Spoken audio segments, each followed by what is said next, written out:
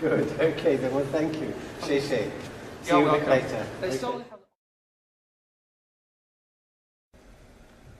During the past years, Denis has indeed amassed a very impressive record in cardiovascular physiology research.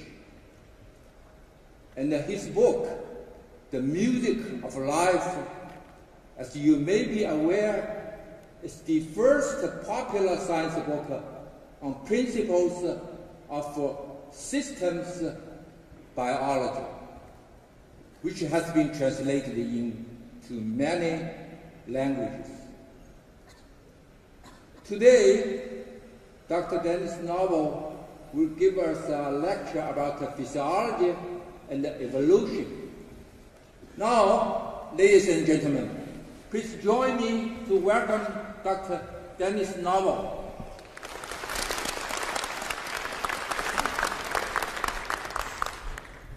你好. Professor Wang, thank you very much for that lovely introduction. 谢谢.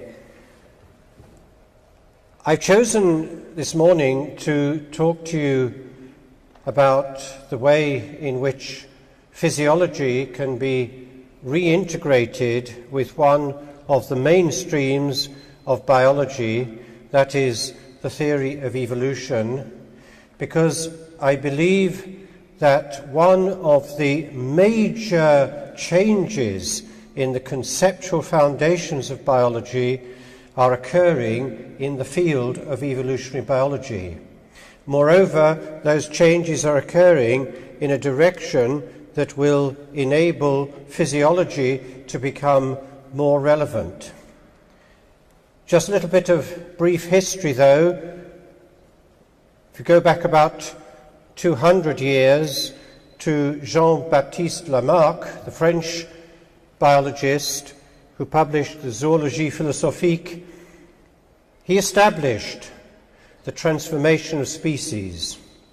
It's also well known that he assumed in his work that there could be the inheritance of acquired characteristics, and for that reason that process is sometimes called Lamarckism. But he didn't invent the idea.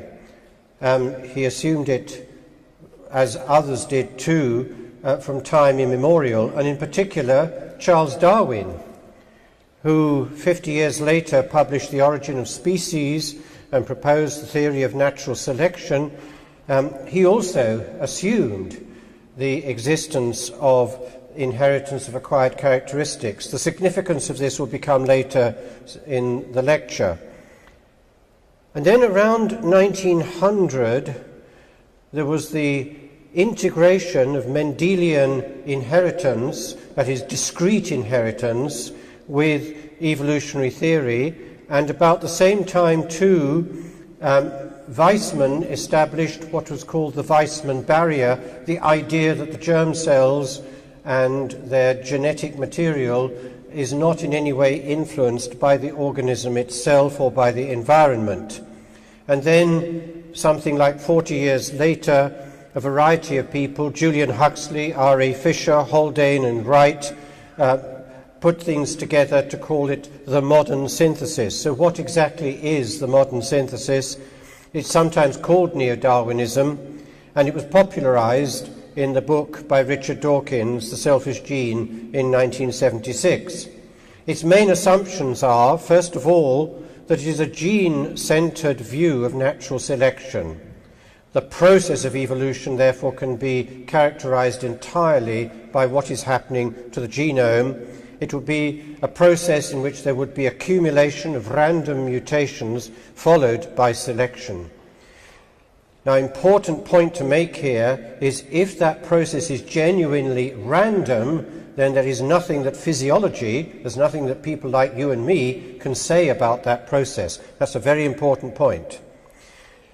The second aspect of Neo-Darwinism was the impossibility of the inheritance of acquired characteristics. It was miscalled Lamarckism. As I said earlier on, Lamarck did not invent the idea, he assumed it. And there is a very important distinction, particularly in Dawkins' book, The Selfish Gene, between the replicator that is the genes, and the vehicle that carries the replicator, that is the organism or phenotype. And of course that idea was not only buttressed and supported by the Weissman barrier idea, but also later on by the central dogma of molecular biology. All of these rules have been broken, and that is the subject of my lecture. First of all, are mutations random? Very important book to catch up with what is happening very rapidly in the field of evolutionary biology is the book by the Chicago biochemist James Shapiro, Evolution: A View from the 21st Century. He writes and he gives detailed evidence. He has thousands of references on this in his website. It is difficult, if not impossible, to find a genome change operator that is truly random in its action within the DNA of the cell. All careful studies of mutagenesis find statistically significant non-random patterns of change. In other words, there are hotspots in the genome. Moreover, as we will see later on, the frequency with which those changes can occur can respond to what the organism is doing and what its environment is doing. Just to give one example, p-element homing in fruit flies, these are DNA transposons that can insert into the genome in a functionally significant way. And what has been shown is that they do so with a frequency that is 50% greater in regions of the genome that are related functionally. We don't at the moment understand that, but one possibility is that it depends upon the organization of the genome, the way the DNA is folded and the way in which it is structured around its proteins. Moreover, not only is it the case that mutations are not random, another major assumption of the modern synthesis is incorrect. And we found that out at the time of the sequencing of the human genome in the year 2000, because the Nature report of that sequencing showed that two major groups of proteins, the transcription factors and the chromatin binding proteins, do not show gradual change between species of the sequence of the proteins, but major domains switching into one protein after another. This is from the report, the 2001 report of the sequencing of the genome, showing domain accretion in yeast, in a worm, a fly, vertebrates, and human. And the stars indicate, that's all you need to take home from this slide, the domains that have shifted around as whole domains, not gradual mutation, one amino acid after another. And as you can see, there are many of them. The same is true for transcription proteins. So my first conclusion is this. Not only is mutation not random, that was one of the essential assumptions of the neo-Darwinian synthesis, but proteins, at least some of them, did not evolve via gradual accumulation of mutations. So let's return to the popularization of neo-Darwinism, which is the book The Selfish Gene. Is it metaphor or is it empirical science? In reply to a philosopher, Mary Mitchley, who wrote a review, a very critical review of The Selfish Gene back in 1979, remember the book was published in 1976, he replied to Mary Mitchley that it wasn't a metaphor at all. I believe it is the literal truth, he wrote, provided certain key words are defined in the particular way favoured by biologists. Now, if you haven't understood that statement, I want to teach you what a metaphor is. A metaphor is precisely key words defined in particular ways where you change the meaning of the word. What happened there is that, I'm sorry to say, that a very distinguished scientist, because Richard certainly is that, and a very, very good writer too, didn't understand what a metaphor actually meant. For those of you who want to follow up these philosophical and linguistic points in greater detail, the article that I published last year in the Journal of Physiology goes through this point in much more detail than I can do in a general lecture. The point is very simple. A metaphor does not cease to be a metaphor simply because one defines a word to mean something other than its normal meaning. Indeed, it's the function of metaphor to do precisely this.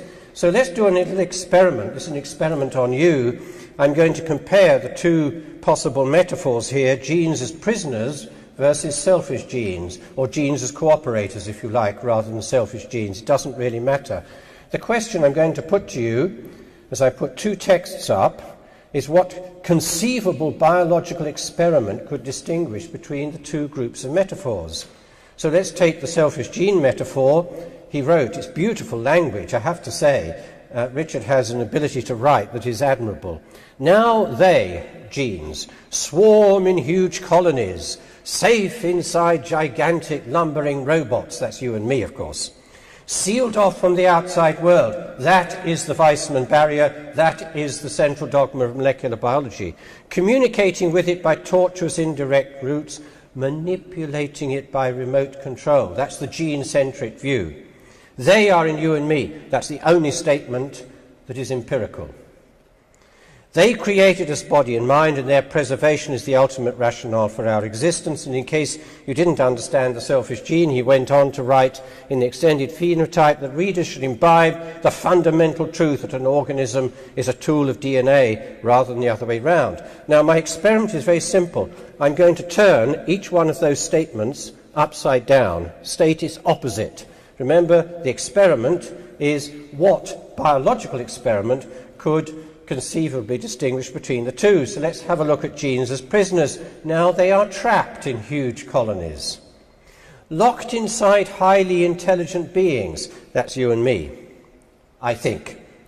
Moulded by the outside world. I have reversed the idea of isolating the genome. It is not isolated. We'll come on to the evidence for that a little bit later. Communicating with it by complex processes through which blindly, as if by magic, function emerges. They are in you and me. That's the only statement I have not changed because it happens to be correct. We are the system that allows their code to be read, and their preservation is totally dependent on the joy we experience in reproducing ourselves. And incidentally, it's our joy, not theirs. And we are the ultimate rationale for their existence. And if you wish to reverse the statement in the extended phenotype, the fundamental truth is that an organism is the only tool by which DNA can express functionality, by which the book of life, if you like that metaphor, can be read. DNA alone is inert, dead. If I took the DNA out of a cell and I put it in a petri dish with as many nutrients as you like, I could keep it for 10,000 years. It would do absolutely nothing. The cell from which I took it would continue to function physiologically perfectly well until it needs to make more proteins. And that's not a thought experiment because it's happening in your body and mine now. Our red cells are exactly like that. So, major conclusion is that a central idea, a central popularization of the modern synthesis is not even falsifiable, because I doubt whether anybody in the audience has thought of a biological experiment that could be formed to distinguish between those two metaphorical views of genes. The point, of course, is obvious. It is that selfishness can't be defined as an intrinsic property of nucleotide sequences independently of the gene frequency, which is the only prediction that the hypothesis can make. So, coming back to the question of randomness of mutations, we've seen that they're not random, and gradual accumulation of mutations, we've seen that they are not, at least in the case of certain important proteins. Another thing to add to this is that so far it has not been shown that that process could in any case give rise to a new species. Notice that thousands of years of domestic selection has produced new varieties of dogs, of fish and whatever, but not of new species. So, my main conclusion here is that the concept of selfishness applied to genes is simply not testable, and now it raises a very big question. Why was it ever thought to be an empirical fact? I think the reason is that the concept of a gene has changed, and it's changed fundamentally during the century from which, well, when Johansen introduced it in 1909, is when it was defined. And this diagram, taken from a recent article that I published with Peter Cole and 2 or 3 others, shows the nature of the problem. There is the direct arrow from DNA to phenotype, which was the original idea. For each phenotype there was a gene. The gene for this, the gene for that. That is obviously wrong. We know, as physiologists, that what happens is that large numbers of proteins and other components in cells cooperate in networks, the biological networks, the signaling pathways, the various incubators that enable and restrict reactions, to enable it to be possible for DNA, which is used as a template to make those proteins, of course, to interact with the environment to produce the phenotype. And if we look at the definitions here, the original definition of a gene, when introduced by Johansen, was that it was the cause of the phenotype.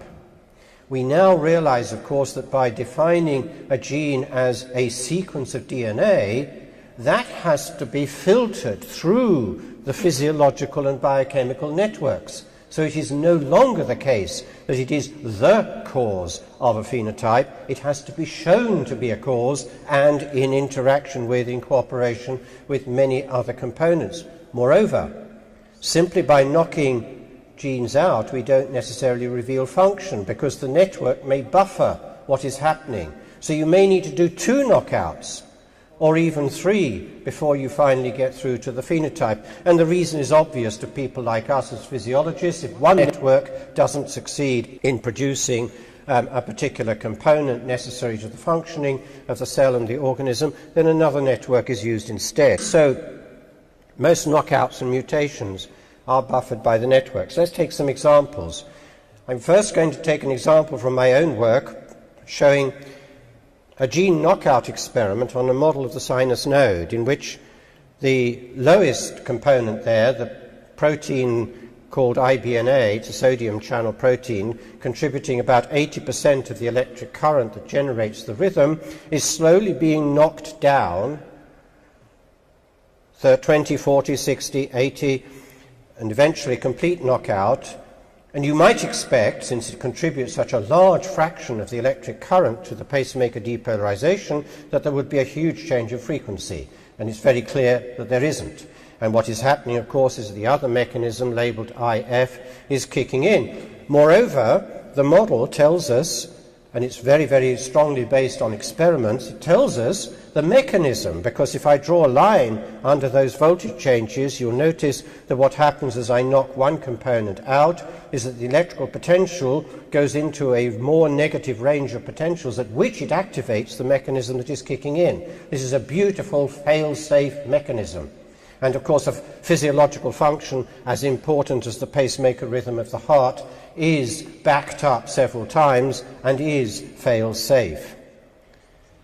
If we did this as a knockout experiment in a real animal, we would come to the conclusion that it contributes only about 10% to the frequency. It's actually about 80%. And even for non-quantitative physiologists, that is too much of a difference.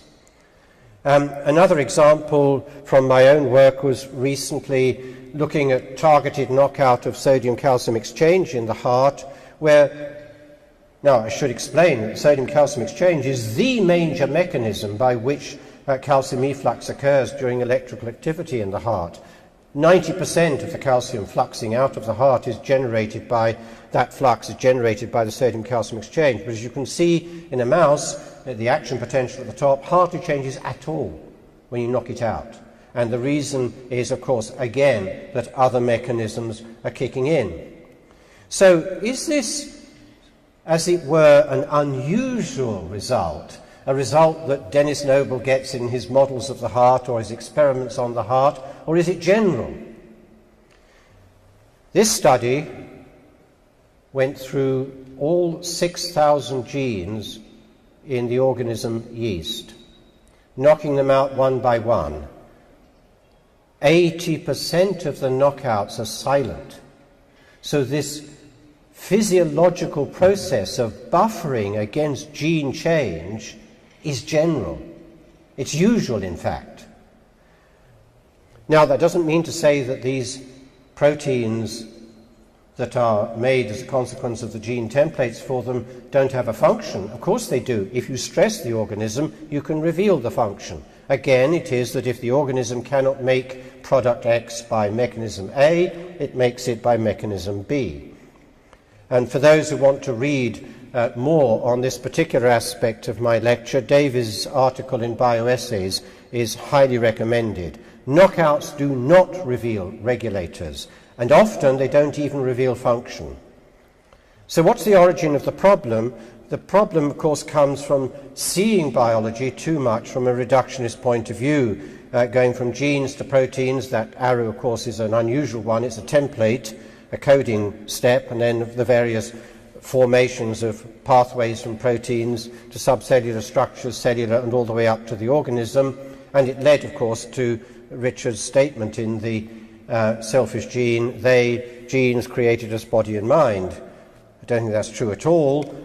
In fact, I much prefer the statement by the Nobel Prize winner Sidney Brenner. I know one approach that will fail, which is to start with genes, make proteins from them, and try to build things bottom up. And we know the reason, of course, as physiologists. It is that there is an amazing degree of complexity to be taken into account in addition to the reductionist causation. That is there, of course, and we need the reductionist analysis. Don't get me wrong, I'm not criticizing the process and the science of reductionism, but what we have to take into account is that there are many processes of causation from higher levels, with systems level triggering cell signaling, various systems level controls of gene expression. So I've reversed that bottom arrow. There's one of the breaks with the central dogma of molecular biology, or at least the way it has been interpreted, because it's protein machinery, after all, that reads genes, and there is, of course, epigenetic marking by all levels. So one of the principles of systems biology that I outlined in the book that you kindly referred to, Chairman, is that the transmission of information is simply not one way. I would argue that the central dogma of molecular biology has been very badly misinterpreted. Moreover, some of the key writers on the modern synthesis, including John Maynard Smith, have realized that. Even as long ago as 1998, John Maynard Smith, himself a great contributor to neo-Darwinism, wrote that Lamarckism, that is the inheritance of acquired characteristics, is not so obviously false as is sometimes made out. And the next principle is that DNA is not the sole transmitter of inheritance. I don't know why we ever got into thinking that it might be so, because we all, after all, inherit a complete egg cell as well as the DNA. We will see the significance of that in one of the experiments I will refer to a little bit later. We should, therefore, invert the usual question. It should not be, why is it that the inheritance of acquired characteristics is forbidden? It's what prevents it from happening under many circumstances. Well, the answer is that, to some extent, it's not prevented. Paper after paper now is showing the inheritance of epigenetic information. This work by Weaver and his colleagues in Canada showing that even a behavioral characteristic, in this case stroking behavior in rats, can mark the genome in the hippocampus in a way that predisposes the animals to precisely that behavior. And if you think about that, it doesn't matter whether that goes down through the DNA or not, because the behavior inserts that particular characteristic in each generation. Anway and his colleagues with endocrine disruptors showing epigenetic transgenerational transmission of disease. Another article dealing also with male line transgenerational responses in humans.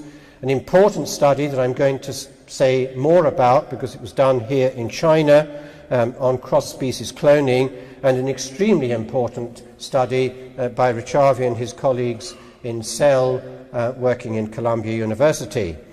Just to refer briefly to some of those, this is the experiments of Weaver and his colleagues. It was reported in a rather amusing article in the Guardian, a national newspaper in Britain, called "Motherly Love May Alter Genes for the Better." Of course, what it means is that stroking behaviour, the motherly love, is what marks the genome. The great achievement of Weaver and his colleagues was to demonstrate the molecular biological process by which the relevant genes in the hippocampus are marked.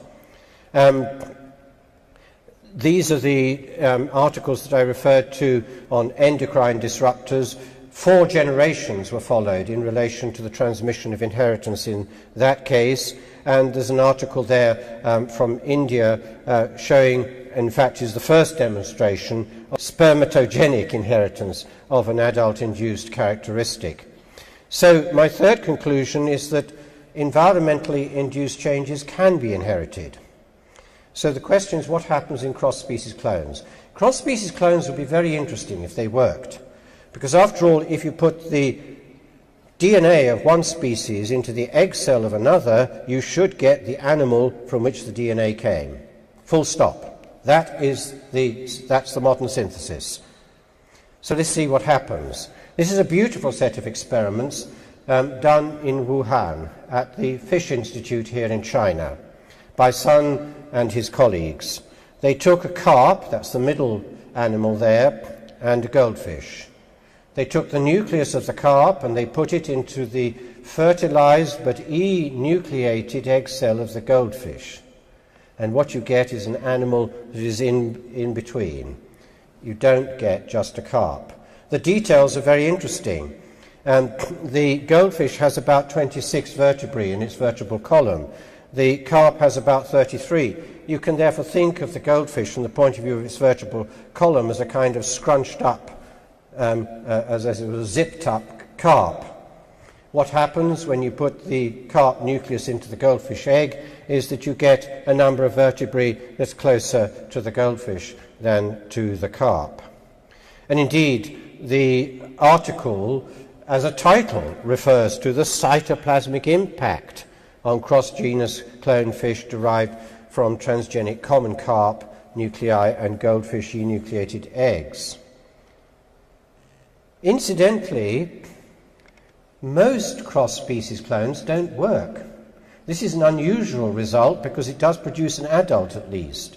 In most cases, of course, what we know happens is that the embryo develops up to maybe the 8-cell stage, maybe to gastrulation, but then it freezes. There is clearly an incompatibility between the DNA in one species and the egg cell of another that enables the system, as it were, to freeze up rather than to go all the way through.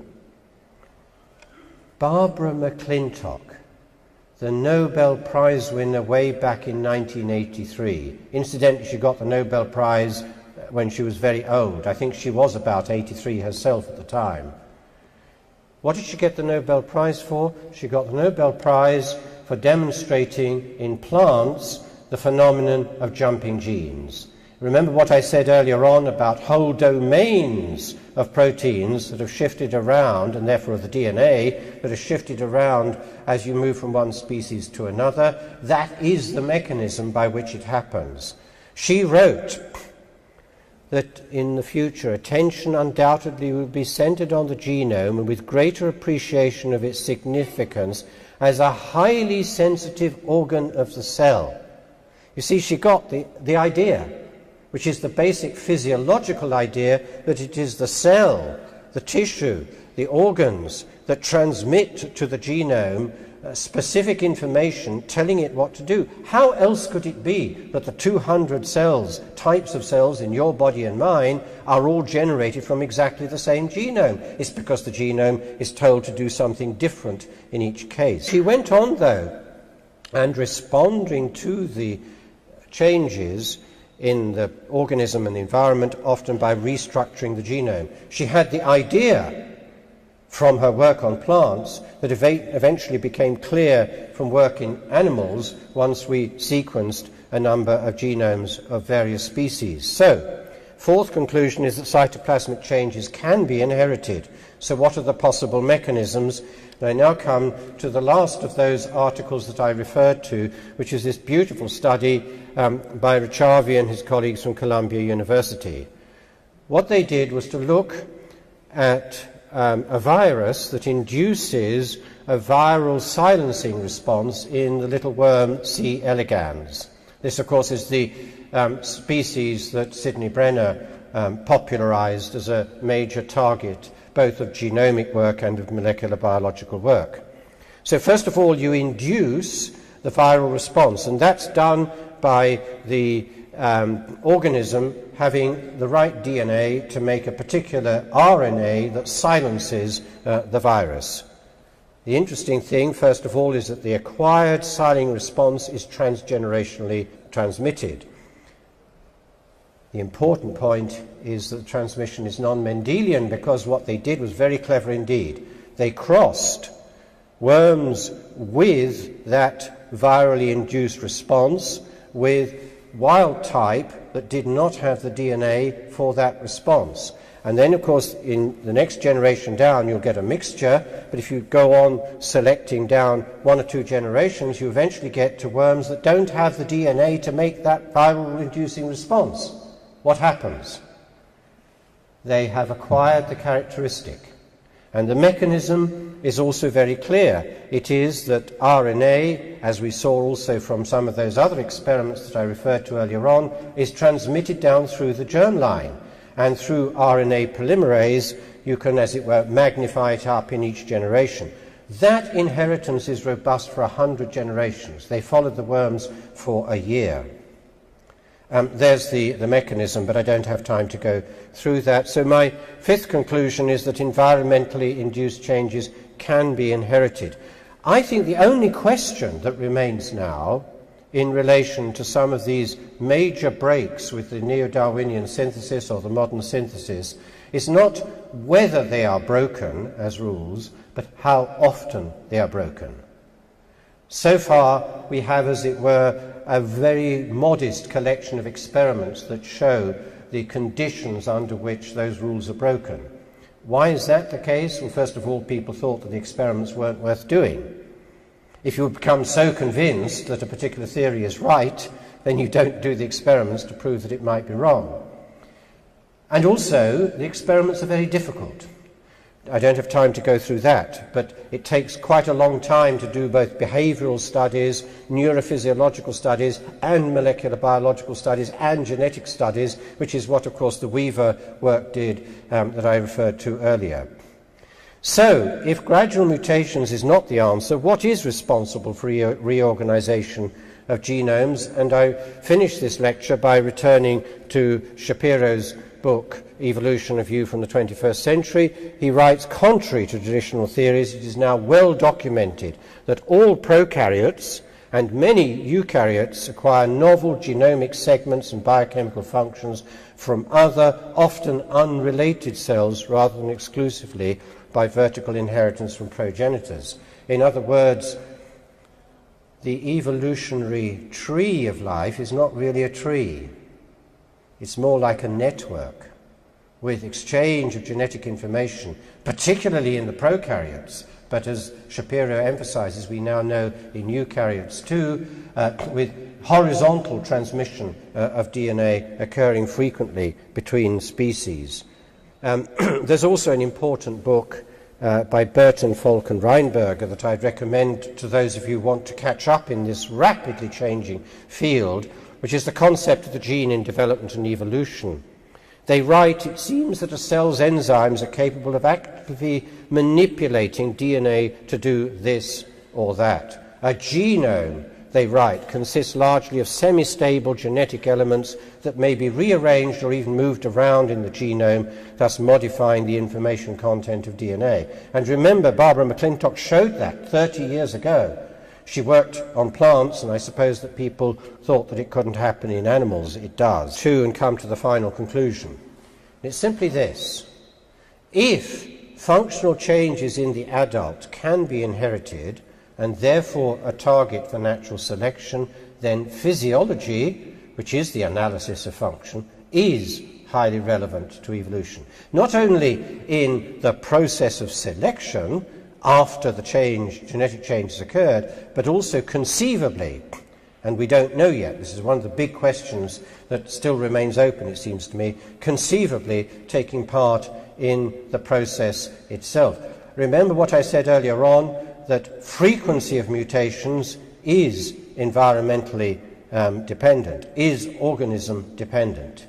Clearly, if it's possible for an organism to react, as it does with the immune system anyway, by increasing the frequency of genetic change in response to a demand from the environment or from the organism, perhaps the organism in response to the environment, then you have the glimmering of the acquisition of acquired characteristics. So, finally, towards the new synthesis. Gene-centered view of natural selection, I think it's clear now that selection is multi-level, and many evolutionary biologists would totally agree with that. That's not seriously, I think, in dispute anymore. Impossibility of inheritance of acquired characteristics, as we've seen, there are now examples of inheritance of acquired characteristics. The only question, it seems to me, is how frequently does this occur, or is it a rare phenomenon? Distinction between replicator, genes, and vehicle. I could never understand this anyway. What does replication mean? It means reproduction. The cell reproduces. It's not just the genome that reproduces, and indeed it can't be, because as I said earlier on, if you took the DNA out of a cell and put it in a petri dish and left it there with as many nutrients as you like, you could keep it for 10,000 years, it would do nothing. The genome replicates because the cell enables it to do so. So I would say that the genome, I would agree with Barbara McClintock here, is an organ of the cell, not its dictator, and control is distributed not just in the genome. And as for the central dogma of molecular biology, genomes are not isolated from organism and environment. What went wrong there, I think, was, dare I say it in this way, some very distinguished molecular biologists, because goodness me, we're talking about Crick after all, went too far. What they actually showed was that protein sequences are not used as templates for DNA sequences. So far as we know, that is absolutely true. But that does not mean that information does not pass from the organism to the genome. After all, what are all those transcription factors doing? What determines the pattern of the transcription factors? What determines the pattern of epigenetic marking? It is, of course, the rest of the system.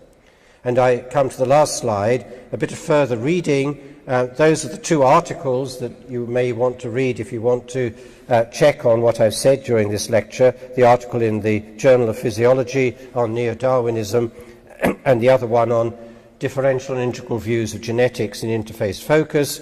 And all of these can be downloaded free of charge by just simply going for what's called the Music of Life sourcebook on the Music of Life website. And that's the end of my lecture. Thank you very much.